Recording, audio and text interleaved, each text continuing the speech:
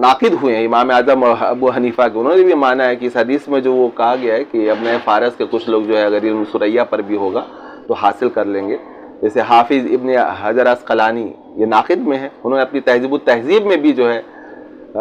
इसको कहा है कि इससे जो है वही मुराद है। और जहाँ तक रुयत अनस बिन मालिक का मामला है कि ये इमाम आज़म अबू हनीफा जो है ताबईन में है, तो उसका भी इकरार उन्होंने किया है कि हाफिज़ इब्न हजर अस्क़लानी ने कि इमाम साहब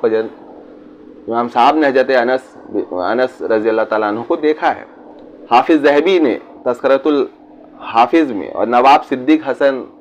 खान जो गैर मुक़ल्लिदों के भी इमाम माने गए, उन्होंने भी इस बात के ताजुल मिलल किताब उनकी, उसमें उन्होंने रुयत अनस का इकरार किया। जो ताबई हो, ताबई का मकाम ऐसे ही बुलंद है,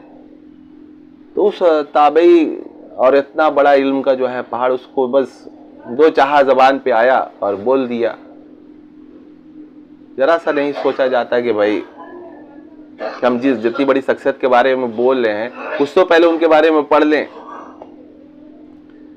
कुछ तो गहराई होगी। कितने बड़े बड़े औलिया कराम, हज़रत ख्वाजा मोइनुद्दीन चिश्ती अजमेर रहमतुल्लाह अलैह, हज़रत निजामुद्दीन औलिया रहमतुल्लाह अलैह, हज़रत ख्वाजा कुतुबुद्दीन बख्तियार काकी रहमतुल्लाह अलैह, हज़रत ख्वाजा बाकी बिल्ला रहमतुल्लाह अलैह, हज़रत मुजद्दिद अल-फ़सानी शेख अहमद फ़ारूकी सरेंदी रहमतुल्लाह अलैह, इतने का नाम मैं गिनाऊँ, सब के सब हज़रत इमाम आज़म अबू हनीफा के जो है मुक़ल्लिद रहे हैं। इतने बड़े बड़े विलायत के मतलब ऊँचे मकाम पर मुजद्दिद अल-फ़सानी है, 1000 साल के मुजद्दिद है, वो अपने आप को जो है इमाम आज़म हनीफा के ज़ेरे नगी रखते,